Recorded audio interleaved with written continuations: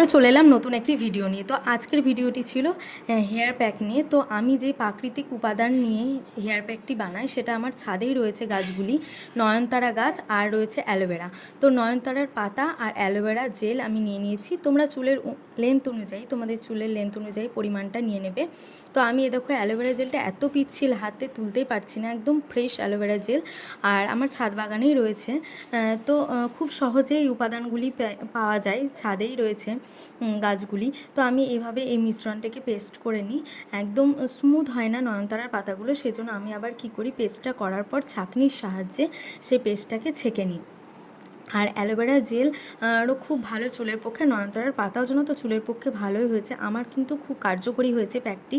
তো তারপরে এই যে এভাবে ছেঁকে নিই। আর এই দেখো আমার মেয়েও চলে এসেছে আমাকে সহযোগিতা করবে বলে, ও করবে, ও পারবে, ওকে দিতেই হবে। তো ও করে নিচ্ছে, আমিও দেখিয়ে দিচ্ছি। তো তারপরে দেখো এইভাবে এই যে ছাকনার উপরে এই যে দানা দানাগুলো আটকে যায়, তাহলে কি হয়, সুবিধা হয়, চুলে ব্যবহার করতেও সুবিধা হয়, এই গোটাগুলো থাকে না চুলে।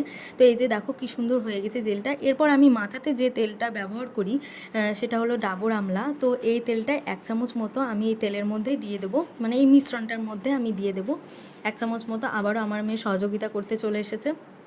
তো এই যে ঘুরিয়ে নিচ্ছে আর সুন্দর হয়েছে দেখো পেস্টটা। তো আজকের মতো ভিডিওটি এখানেই শেষ করছি, আবার দেখা